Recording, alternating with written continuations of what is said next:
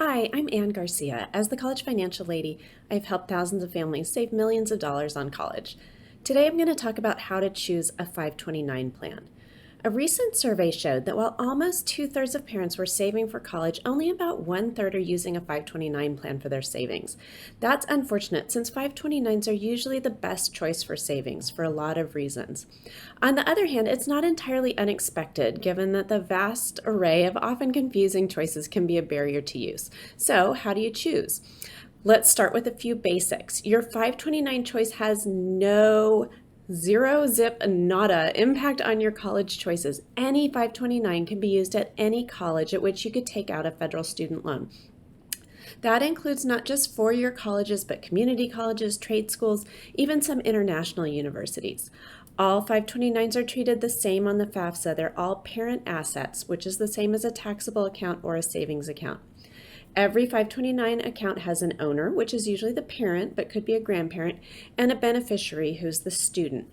All 529s offer tax-free growth and distributions for qualified higher education expenses, which means tuition and fees, books, supplies, including a computer and internet access, and room and board, whether on campus or off. So, with that being said, here are a few questions to get you pointed to the right account for you. First, does your state offer a tax benefit? If so, then you're almost always better off using your state's plan. If you're not sure, savingforcollege.com has a list by state, so check there if you need to find out more. There are a few exceptions. A few states allow you to take a state tax deduction for a contribution to any state's plan. Currently, those are Arizona, Arkansas, Kansas, Minnesota, Missouri, Montana, and Pennsylvania. Generally speaking, though, state tax benefits go hand in hand with other good plan attributes like low fees, progressive age-based portfolios, and small minimum investments. If your state doesn't offer a state tax benefit, then look to a low-cost plan like Utah's My 529 or a non-state-based plan like the Vanguard 529 plan. The next question is how much are you going to contribute? If you're not going to contribute a lot, use a state plan. State plans typically have very low minimum contributions. Some are as low as $5. Non-state-based plans like Vanguard's have higher minimums. Vanguard's minimum initial investment is $3,000 and the minimum ongoing contribution is $50. Next question is, are you planning to use your 529 for K-12 expenses? So a few years ago, the Tax Cuts and Jobs Act introduced a change to legislation around 529s that allow you to use $10,000 per year from a 529 to pay for K-12 tuition expenses. However, not all states conform to that change. So before deciding whether to use your 529 for K-12 expenses, you should first determine if you live in a non-conforming state and whether the state imposes additional penalties on non-qualified distributions. If your state is non-conforming but doesn't impose additional penalties, use an out-of-state plan for K-12 expenses. That way you won't be subject to state tax deduction clawbacks, which even if they're not large can be a real headache to deal with. If your state has additional penalties, you probably don't want to use the 529 for your K-12 expenses. By now, 97% of you should know everything you need to choose a plan and get started. To recap, if your state offers a tax benefit and you're only using the account for college, use your state's plan. If you don't get a tax benefit, you don't have to use your state's plan to get a tax benefit, or you want to use your 529 for K-12 expenses, but your state doesn't allow that, use Utah if you're contributing less than $3,000 or Vanguard if you're contributing more. If you have more questions, stick with me. We got a few more things. Next question is, should you use the plan your advisor is recommending instead of your state's plan? Many investment advisors offer to manage clients' 529 assets, but they usually do that for a fee.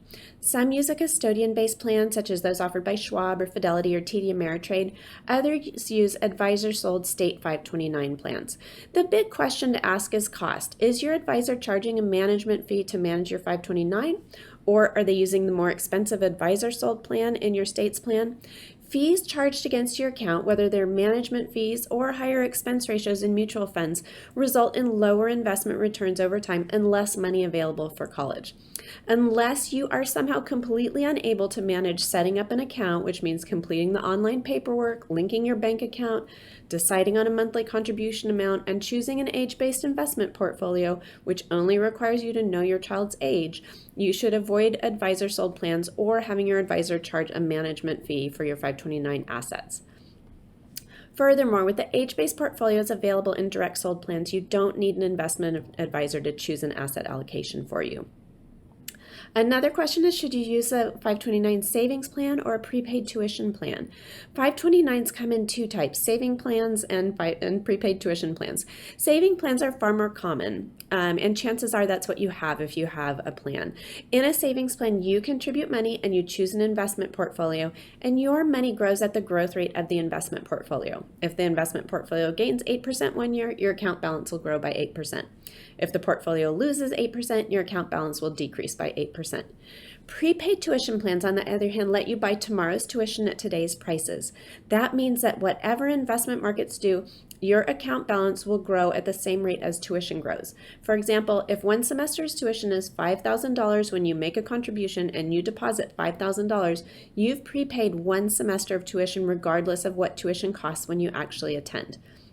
There are a number of considerations with prepaid tuition plans. First of all, the tuition inflation rate used in these plans is tied to specific colleges and might be different if you go elsewhere. For example, the private college 529 gives participants actual tuition inflation if they attend any of its 300 or so member schools, but if you don't attend a member school, you get a lower inflation rate. Second, with few exceptions, prepaid tuition plans can only be used for tuition, not for room and board. Third, prepaid tuition plans typically require you to invest the funds for at least 3 years. So if your child's already in college, it's probably too late to start using one of these. Finally, several states, including Washington and Florida, offer great prepaid tuition plans that can be used at any college. However, only residents of those states can participate in the plans. I think a prepaid tuition plan can be a great complement to your regular 529 savings plan, especially as your student gets closer to college. In the current investment environment where low returns and fixed income prevent your age-based portfolio from keeping up with tuition inflation, having a guaranteed return somewhere in your portfolio can be beneficial. Full disclosure, my daughter attends a school that is part of the private college 529 network, and some of her 529 money is in their 529 plan. However, for students who are further away from college, the investment returns that an age-based portfolio should earn are likely to be higher than what you'll get in a prepaid plan. And of course, if you want money for anything other than tuition, like books or room and board, you'll need a savings plan in addition to that prepaid plan. So, in summary, how to choose a 529 plan. If your state offers a tax benefit, use your state's plan. If it doesn't, choose Utah's My 529 if you're contributing less than $3,000, or Vanguard's if you're contributing more. If you want to use your 529 for K-12 expenses, check if your state allows that. If not, use Utah's My 529 or the Vanguard plan for dollars that are intended for K-12 expenses. Avoid advisor-sold plans or any plan where your advisor charges a management fee. The 529s are very well suited to DIY saving and investing. Finally, a prepaid tuition plan can make sense as part of your overall savings mix, but it usually makes sense to wait to invest in these until your student is in high school. And finally, don't wait to make this a New Year's resolution. Most states require your contributions to be made during the calendar year in order to claim the tax benefit. So get on it right away, and it can be next year's New Year's resolution to contribute even more. I'm Ann Garcia, the College Financial Lady. If you'd like to learn more about this, please visit my website, howtopayforcollege.com, or check out my College Financial Plan Masterclass to put this all into action.